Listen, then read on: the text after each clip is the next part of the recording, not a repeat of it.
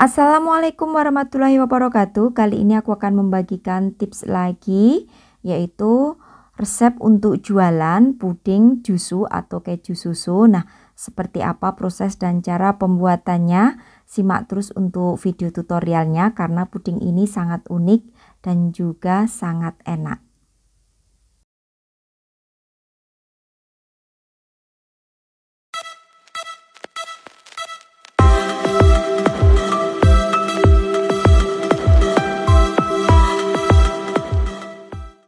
Untuk bahan dan takaran sudah aku tulis lengkap. Nanti jika kalian kurang jelas silahkan cek di kolom deskripsi. Di sana aku tulis kembali.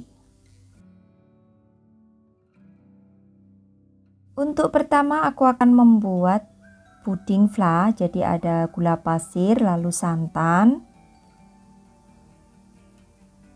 kuning telur, susu kental manis, vanila ekstrak atau boleh diganti vanili, sejumput garam, serta tepung maizena.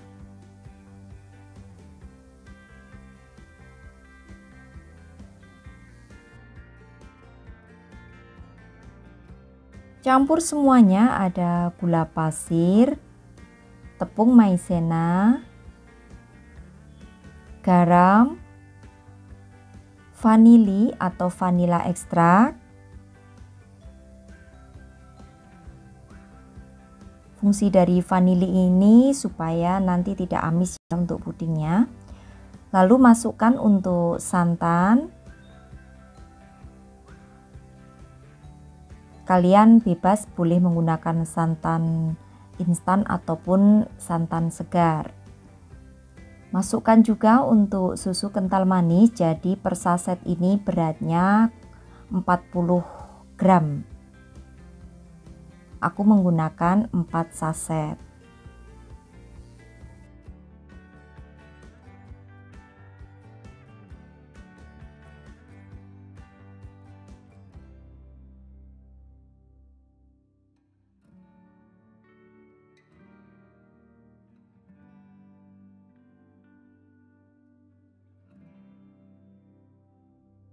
Kemudian masukkan juga untuk kuning telur dan aduk hingga semuanya tercampur rata.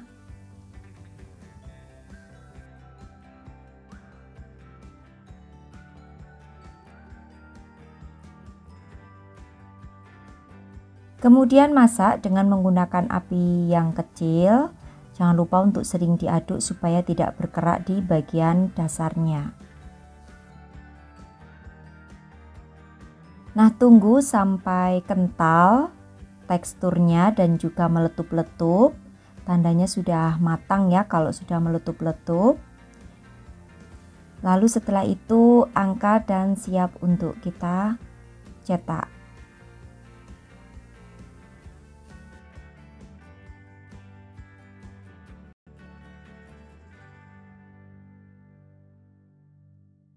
Oke, lalu siapkan cup plastik. Ini cupnya berukuran 400 ml.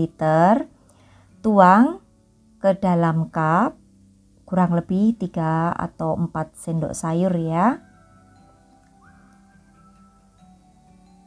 Tuang fla ke semua cup. Jadi menjadi 5 cup ya untuk satu resep ini.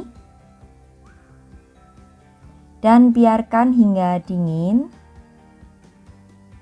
Dan flanya sedikit kaku.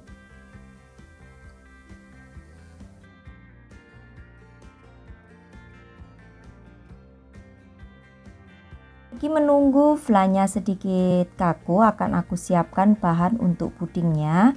Jadi di sini aku menggunakan 2 saset bubuk agar-agar tanpa warna, lalu air, vanila ekstrak atau vanili, gula pasir, putih telur, juga keju parut.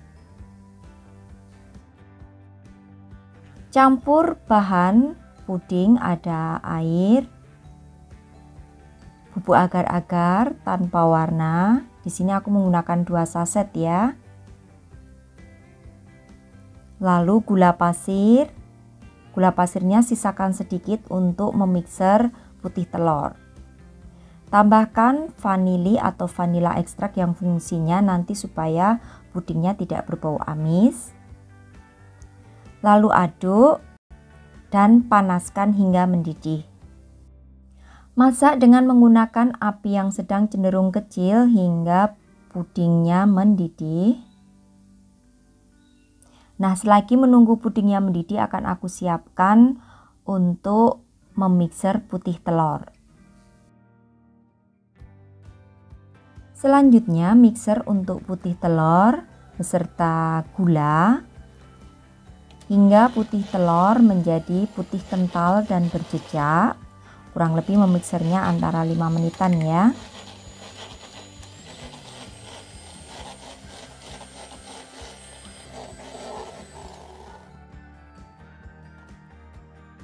Nah, setelah pudingnya mendidih dan putih telur sudah dimixer, lalu tuang puding yang masih panas ke dalam putih telur. Nah, lalu tuang sedikit demi sedikit untuk puding bening ke dalam putih telur, lalu mixer dengan kecepatan medium hingga tercampur rata. Nah, karena ini tempatnya kurang besar, jadi akan aku pindahkan ke wadah yang lebih besar. Memixernya ini kurang lebih 5 menitan ya, hingga benar-benar tercampur antara putih telur dan juga puding bening.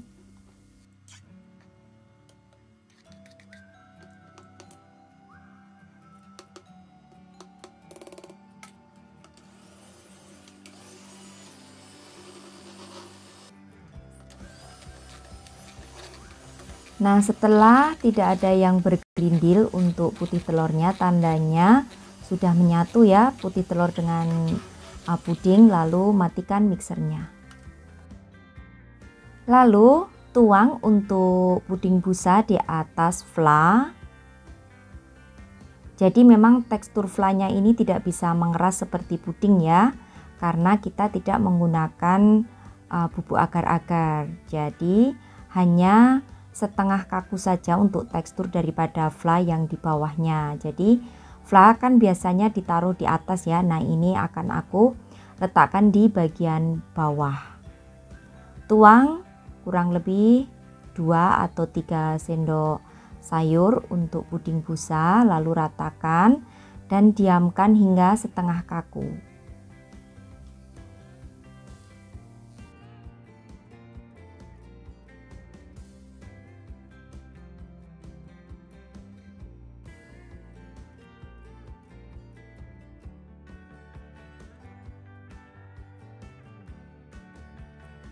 Nah, sebelum benar-benar mengeras untuk pudingnya akan aku taburkan terlebih dahulu di sini parutan keju ke semua bagian puding.